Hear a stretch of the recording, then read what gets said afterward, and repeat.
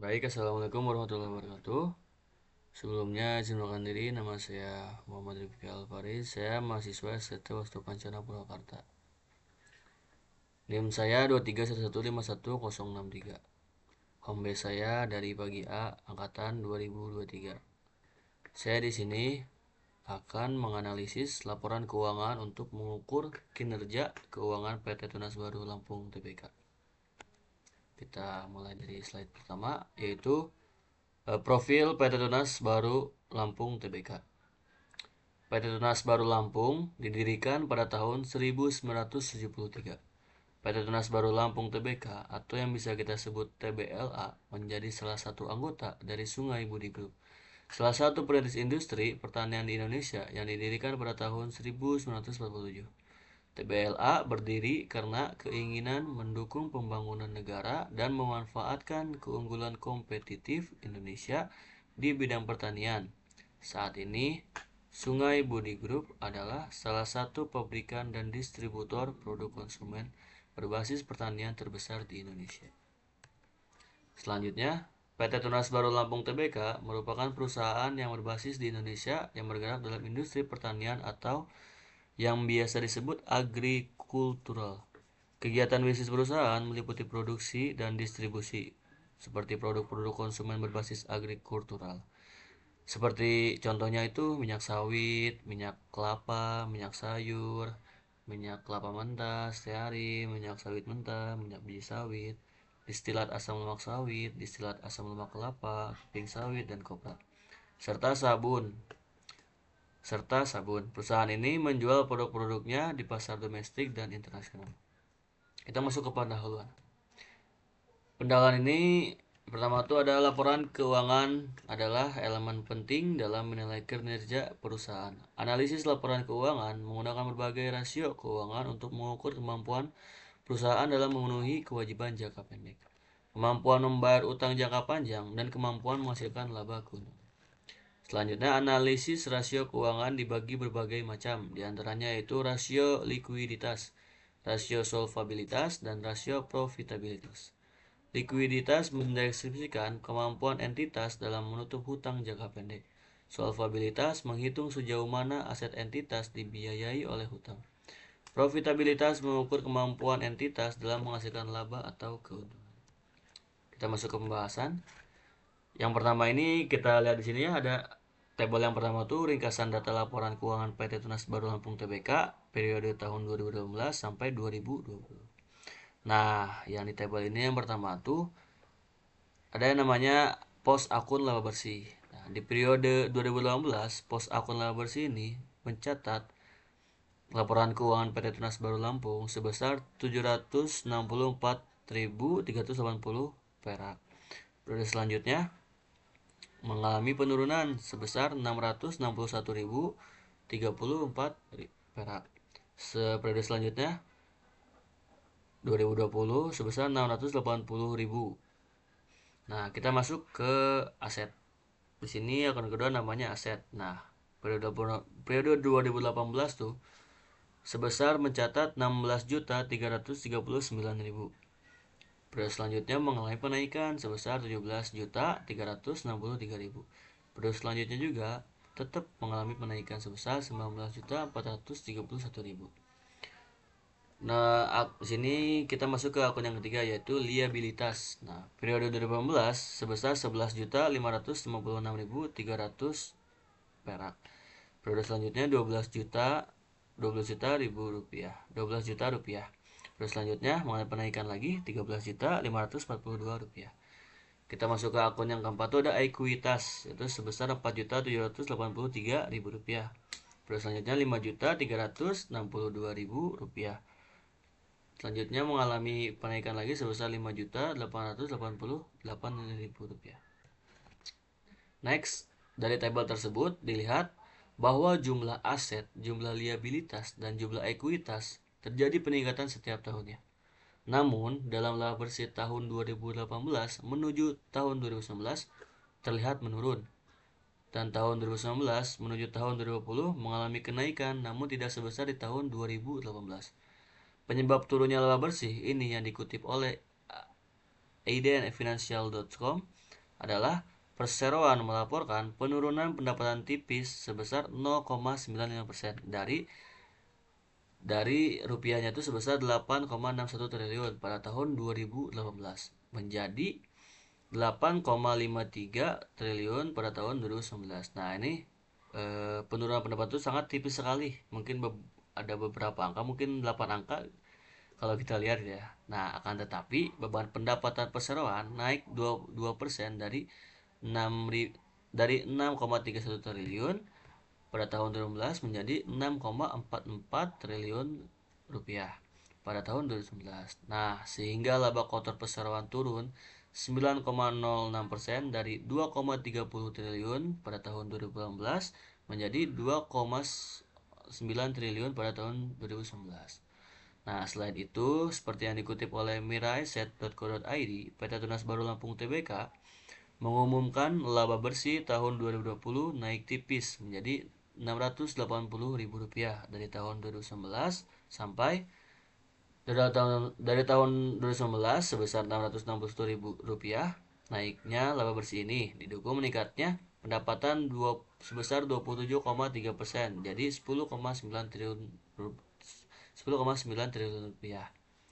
Nah, pertanyaannya, tapi bagaimana nih kinerja keuangan perusahaan tersebut secara keseluruhan? Nah, sebelum kita masuk ke kinerjanya, mungkin kita harus pahami dulu apa sih itu kinerja keuangan.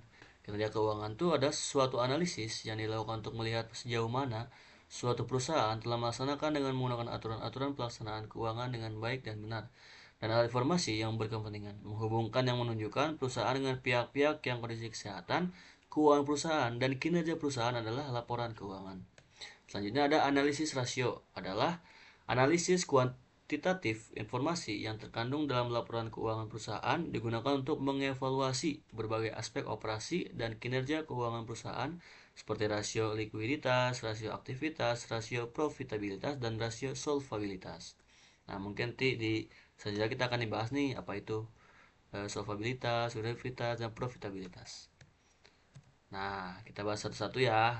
Kita bahas yang pertama tuh rasio likuiditas. Nah, rasio likuiditas itu merupakan rasio yang menggambarkan kemampuan perusahaan dalam memenuhi kewajiban jangka pendeknya yang segera jatuh tempo. Nah, di dalam rasio likuiditas ini ada yang namanya rasio lancar. Nah, caranya tuh rasio lancar itu mengukur kemampuan perusahaan memenuhi kewajiban jangka pendek dengan aset lancar. Nah, standar industri pada tahun sekarang tuh sebesar 200%. Nah, PT Tunas Baru Lampung Tbk pada tahun 2018 tercatat rasio lancarnya itu sebesar 187,9%. Nah, pada tahun 2019 mengalami penurunan sebesar 162,6%. Pada tahun 2020 mengalami penurunan lagi sebesar 149,0%. Nah, kesimpulan dari rasio lancar ini terkait standar industri yang telah ditetapkan sebesar 200%, yaitu semua itu kurang baik dan di bawah standar industri yang sudah ditentukan. Kita masuk ke rasio cepat. Nah, rasio cepat itu mengukur kemampuan memenuhi kewajiban jangka pendek tanpa memperhitungkan persediaan. Nah, kalau tadi rasio lancar itu kan sebesar standar industri itu 12% ya, 200%. Nah, kalau rasio cepat itu sebesar 150%. Nah, untuk PT Tunas Baru Lampung Tbk pada tahun 2018 tercatat rasio cepatnya itu sebesar 119,0%. Pada tahun 2019 tercatat mengalami penurunan sebesar 108,4%. Pada tahun 2020 mengalami penurunan sebesar 106,3%. Kesimpulannya, terkait rasio cepat ini, bagaimana memenuhi kewajiban jangka pendek tanpa persediaan, telah ditetapkan ya standarisnya itu sebesar 150%. Nah, pada Tunas Baru Lampung Tbk dari tahun 2018, tahun 2019, 2020 itu tidak mengalami kenaikan yang signifikan, tapi yang kita lihat di sini itu mengalami penurunan dan tidak di bawah standar industri, tidak mencapai standar industri. Nah, kesimpulan itu kurang baik dan di bawah standar industri. Kita masuk ke rasio kas. Apa sih rasio kas itu? Rasio kas itu mengukur jumlah kas yang tersedia untuk membayar utang jangka pendek. Nah, di sini kita tahu ya, untuk rasio kas ini kan beda-beda ya. Jadi dari rasio lancar, rasio cepat tuh sebesar tadi lancar tuh 200%, lancar 50%. Nah, kalau kas ini sebesar 50%. Nah, untuk PT Tunas Baru Lampung Tbk tercatat pada tahun 2018 sebesar 6,7%. Nah, pada tahun 2019 9,9%. Pada tahun 2020 8,9%. Nah, untuk kesimpulannya nih, untuk rasio kas ini bagaimana mengukur jumlah kas yang tersedia untuk membayar utang jangka pendek itu sangat jauh banget di bawah standar industri. Sangat-sangat jauh banget dari tahun 2018 itu cuma sebesar 6,7%, dari 2016 9,9%, 2020 8,9%. Nah, kesimpulan tuh sangat kurang baik dan jauh di bawah standar industri. Kita masuk ke slide selanjutnya. Untuk kesimpulan dari rasio lancar, rasio cepat, tadi adanya rasio kas, yaitu kesimpulannya itu secara keseluruhan rasio lancar, rasio cepat, dan rasio kas PT Tunas Baru Lampung Tbk periode tahun 2018 sampai 2020 dapat dikatakan kurang baik. Hal ini dikarenakan peningkatan utang lancar yang signifikan tiap tahunnya yang membuat semua rasio tersebut tidak memenuhi standar yang telah ditetapkan. Selain itu, perkembangan PT Tunas Baru Lampung Tbk periode tahun 2015 sampai 2020 dalam memenuhi utang jangka pendek cenderung mengalami penurunan dari tahun ke tahun. Dilihat dari perhitungan likuiditas yang hasilnya menyatakan tidak likuid. Nah, kita masuk nih ke yang mungkin ini eh, tadi kan soal hutang ya, mungkin ini bagaimana kemampuan perusahaan untuk memenuhi kewajiban-kewajiban untuk jangka panjang. Tadi kan yang kita lihat di slide sebelumnya itu bagaimana tuh kebanyakan tuh jangka pendek. Nah, kalau solvabilitas tuh lebih ke jangka panjangnya. Nah, apa sih itu rasio solvabilitas? Rasio solvabilitas itu rasio yang mengukur kemampuan perusahaan memenuhi kewajiban-kewajiban jangka panjangnya. Nah, yang pertama tuh ada yang namanya di rasio solvabilitas tuh yang namanya debt to asset ratio atau bisa kita singkat DAR atau DAR, yaitu mengukur proporsi aset yang didanai oleh kewajiban. Nah, untuk PT Tunas Baru Lampung Tbk, soal debt to asset ratio-nya itu kesimpulan itu tidak baik dan menghasilkan rasio yang tinggi untuk jangka panjangnya. Kemampuan perusahaan itu rasionya itu sangat tinggi jadi tidak baik. Kalau misalkan rasionya rendah itu sangat baik. Selanjutnya kita masuk ke debt to equity ratio atau bisa kita singkat tuh DER, yaitu mengukur kemampuan ekuitas menutup hutang. Nah, debt itu lebih ke kemampuan ekuitas ini. Gimana sih caranya menutup hutang dari kemampuan ekuitas ini? Nah, untuk PT Tunas Baru Lampung Tbk, kesimpulannya itu tidak baik dan menghasilkan rasio yang tinggi. Sama kayak tadi, aset DAR ini, kalau misalkan rasio tinggi itu tidak baik untuk PT-nya tuh. Tapi kalau misalkan rasionya rendah, itu sangat baik untuk PT Tunas Baru Lampung Tbk. Kita masuk ke long term debt to equity ratio atau bisa kita singkat tuh LTDER, yaitu mengukur proporsi utang jangka panjang terhadap modal. PT Tunas Baru Lampung PT Tunas Baru Lampung Tbk kesimpulannya tidak baik, menghasilkan rasio yang tinggi. Berarti dari semua ini tuh ya bisa kita simpulkan tuh kalau rasionya rendah tuh bisa rendah tuh kesimpulannya rasio rendah tuh untuk perusahaan tuh bagus. Cuman karena kita lihat rasionya tuh yang tinggi, mungkin dari rasio kas, rasio cepat, kita kan lihat pada tinggi-tinggi ya eh, rasionya tuh. Nah, jadi kalau misalkan rasio rendah tuh mungkin bisa bagus untuk perusahaan. Kita masuk ke kesimpulannya itu secara keseluruhan rasio DAR, rasio DER, dan rasio LTDR PT Tunas Baru Lampung Tbk periode tahun 2018 sampai 2020 dinilai kurang baik. Hal ini terjadi dikarenakan meningkatnya total hutang dari tahun ke tahun yang dimiliki PT Tunas Baru Lampung Tbk.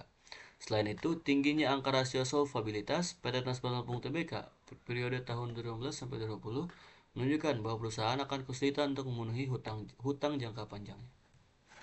Nah, kita masuk nih yang tadi kita sebutkan kan, kita akan masuk bakal saya jelaskan nih apa itu rasio profitabilitas. Nah, rasio profitabilitas itu mendeskripsikan kapasitas entitas dalam menghasilkan laba atau keuntungan. Di dalam rasio profitabilitas ada yang namanya return on asset atau ROA, yaitu mengukur kontribusi aktiva dalam menghasilkan laba bersih. Pada sebelum TPK, kesimpulan itu tidak baik menghasilkan rasio yang rendah. Berbeda ya dengan yang tadi.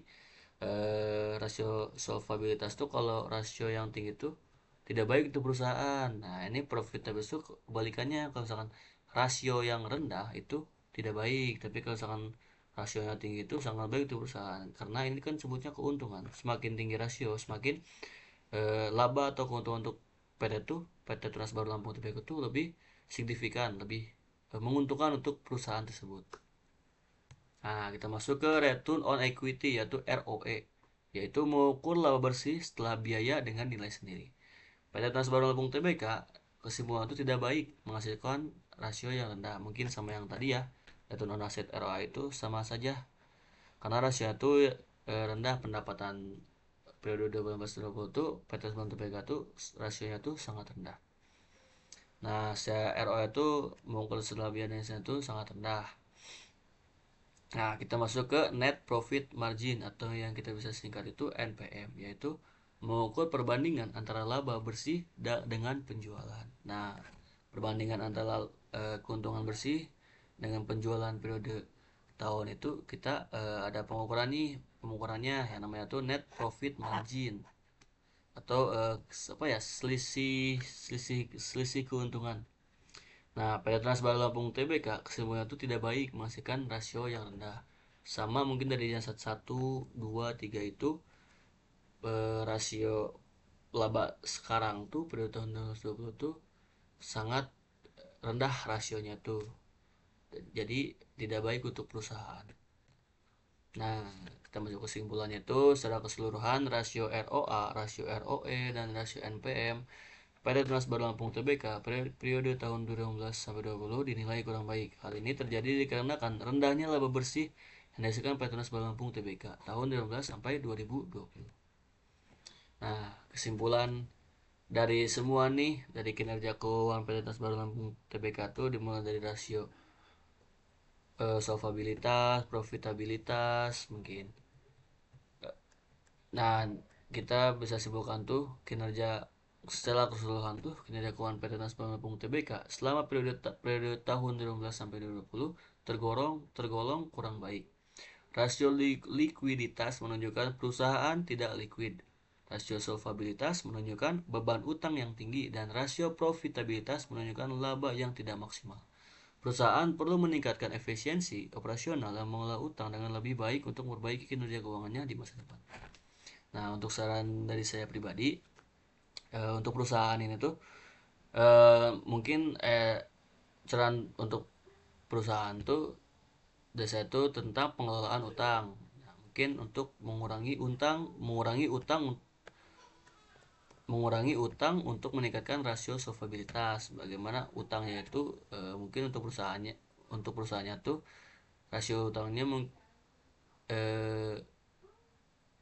dikurangin gitu. Untuk utangnya tuh mungkin kalau apa ya, poinnya tuh jangan banyak-banyak lah utangnya gitu ya, sedikit-sedikit mungkin dicicil untuk perusahaan tuh biar untuk meningkatkan rasio solvabilitas ini tuh.